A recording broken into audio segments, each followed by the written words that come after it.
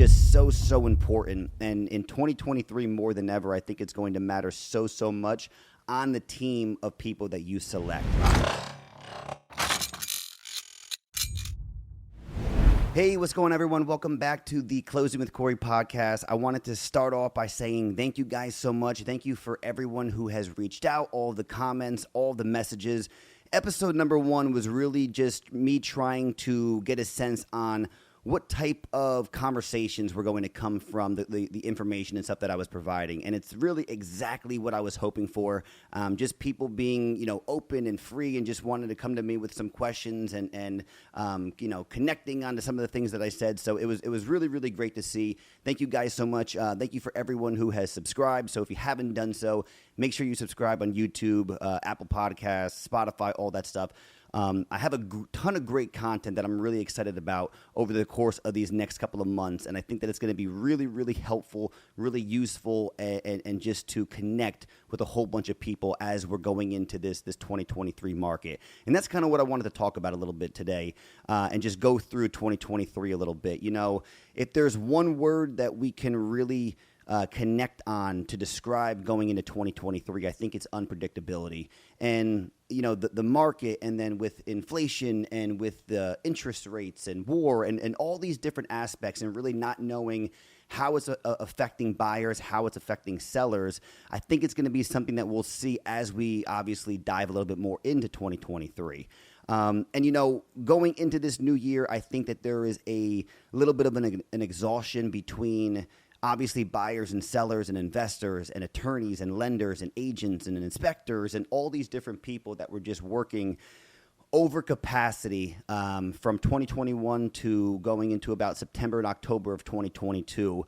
So it's just there's so many mixed emotions going into this year. And I think it's tough to give a definite outlook on what's going to happen. But I personally think going into the beginning of this year, I think that you are going to start to see a more normalized market. And what that kind of means is it's just that as those properties come on, and here's the reality, even before this crazy run that real estate went on, there's always been a time to where if a property is listed at an aggressive market value price, if it's marketed properly, you're going to get multiple bids. There's going to be multiple buyers that are going to be connected to that property. So I think that's something to always keep in mind, that just because we're going into a little bit, slower market and that interest rates have affected the affordability for buyers and the amount of buyers and all these different things, I still think that certain properties that are going to meet these larger groups of buyers are still going to be connected into these possible multiple bids. So as far as a seller is concerned, that's something to think about. On the buying end of that, realistically, you're going to be going up against possibly less offers in a multiple bid. So instead of 50, it may be 5, it may be 6. It's going to be something that we'll see kind of as this market unfolds a little bit. And again, got my notes here just to make sure that I kind of stay on track. Just a quick note here. This is about my 9th time recording this podcast for episode number 2. My first 7 or 8, I was having some camera issues. It was coming out blurry, all these different things. Wound up my camera breaking, had to get a new camera, had some audio issues. So we're going on a bunch of takes for this one, but it's all good. We are living and learning on this one. The thing too that sellers need to kind of keep in mind a little bit is that going into this new market, and let's say now we're just the second week into January, but the last couple of months have been a little bit slower. So realistically, if you're getting about 3 or 4 homes that are going to be closing at a little bit of a lower sales price than what you've been used to in the beginning of 2022 and the end of 2021, you're beginning to set new comps for your property. Normally when we're doing comps, we're trying to stick within a 6 to 12 month range. But it's not something to where we're going past 12 months into 18 months or whatever the case is. We're trying to stay as close to current time as possible. So if you're starting to see homes that are very similar to yours starting to close at a little bit of a lower sales price, or if they've been on the market for 90 days to 100 days or whatever the case, if they're still active, that's all things to kind of keep in mind when you're looking at the overall market itself. As far as things are concerned when it comes down to inventory and all those things, I started doing some research. I started looking into all the numbers a little bit.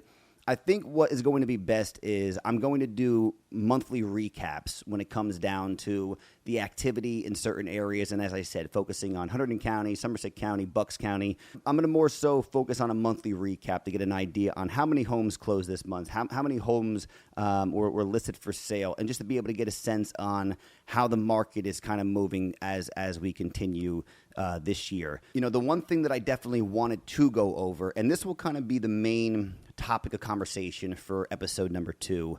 And it's funny because I was kind of talking to myself in the car, which I tend to do so more than I would like to admit. And I started to look at the aspect of a buyer working with a realtor and the type of connection that they had. And it just struck me to where there's so many different players on the team. And I think where I was going with that is that the team that you form, I've realized over the years, and I'm sure that the buyers that have worked with me have also realized, is just so important. And in 2023, more than ever, I think it's going to matter so much on the team of people that you select. And any transaction on the buying side, obviously on the selling side too, I'm speaking more so on the buying side right now. Any transaction that you go into, you are going to need to rely on those players on your team to get you to the end of the game, the end of it, which is obviously, owning a home. And I looked at it in its entirety to where there's only so much that I'm able to do. And that's the reason why, listen, I provide a level of value, I feel, to my buyers, to my sellers. And I am very passionate on that because that's something that I hold very important to myself, and I hold myself to a certain standard. And I want to be able to make sure that that experience for that buyer or that seller is as enjoyable as it possibly can be with the things that I'm able to actually control. For the things that I can't control, I just think that it's so important working with people that you are comfortable with. And the way that I looked at it for 2023, and if we're using that analogy as far as like a team, and I kind of threw it into baseball, I'm thinking that as far as your realtor needs to be the center of it. So I put myself and I put agents in that position of a pitcher, to where overall they're controlling the aspect and the pace of the game, and they're connecting and communicating with all these people around them just to be the center of everything else that's going to be going on. I looked at that, and I looked at the other very, very important opposite of an agent, which is going to be your lender. So I would put a lender in the position of a catcher, just to be able to where your agent and your lender need to be in direct communication at all times of a transaction. Almost, I feel like maybe more important is going to be up front and in the beginning of being able to start that home search process and that home buying process, because you're going to need to go over with a lender the aspects of what you are going to be comfortable with affording, and the breakdown of what that means per month. And for someone who has never owned a home before, or even a second or third time buyer, I think it's always great to be able to have somebody that you can rely on to educate that person and saying, hey, just because we're setting this overall threshold for our price point at $500,000, that doesn't mean that you should go up to $500,000, because $500,000, and if you're using $10,000 to $12,000 in taxes, and here's what it is per year as far as homeowners insurance and all these different things, and then you see what that actual monthly breakdown is, and it's going to be significantly higher than what you were expecting. I think those conversations are so important to have up front. So that communication between your agent and your lender needs to be constant and ongoing from the beginning into where you guys are putting in offers, because then at that point now we actually don't have estimates. We have numbers that we're really working with. So, hey, we're offering 480. Here are the taxes. Here are all these things. Can we get as close to a monthly breakdown as possible? So these people are comfortable to where if they do win this bid, if they do win this home, they're going to feel very confident going into the next phase and not have to be educated after the fact.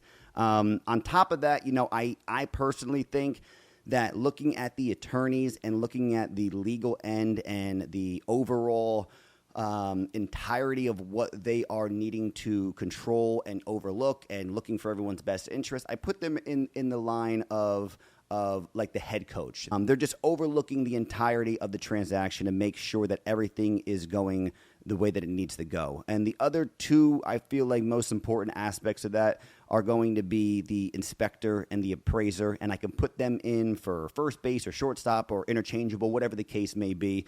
But they're a critical point in this overall process because, I'm going to do a full episode on this, but an inspector is a huge position and player in the team of getting to the finish line of owning a home, because they are realistically being hired to let you know everything that's going on with the property. And listen, I've worked with a ton of great inspectors and I've worked with inspectors that just are that deliver information a little bit differently than maybe I would or someone would, to just be able to give some reassurance. And I know that they need to do what they need to do.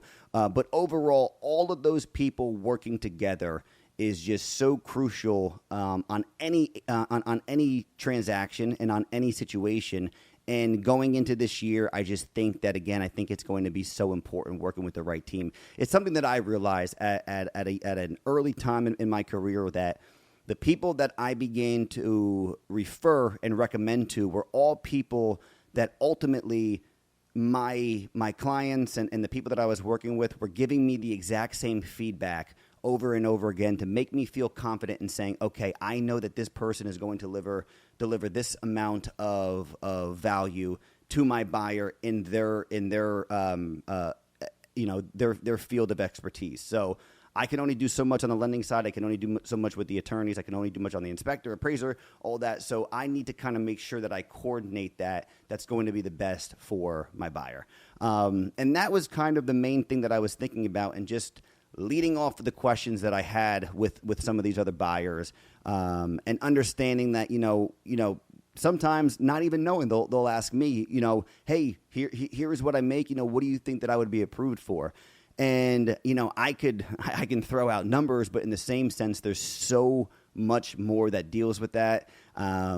Questions when it comes down to on the legal aspect, as far as like, hey, here's what happened with this, what do you think is going to happen? I can give you my experience and what I've dealt with. But again, I know that the attorneys are the ones that have dealt with that 100 times more than I have. So they're going to be the perfect people to talk to. And that was the main message that I was really trying to get across on this episode. Next episode, I'm going to be able to start going into my first segment for the Just Close with Corey. So I'm going to be able to go through some of those, one of my most recent transactions, kind of what I learned a little bit about that. And we're going to just keep these things going. I did a podcast with the great guys over at Media X Marketing. So I'll have that link in the description just to be able to go check that out. Talked about a lot of things, real estate, talked about family stuff, talked about stuff with mental health. It was just a really, really good time. So the Real Ones podcast, that was a bunch of fun. I appreciate them for having me. So again, thank you guys so much. If you haven't done so, make sure that we subscribe on all the platforms, and I will see you guys next week. Have a good week.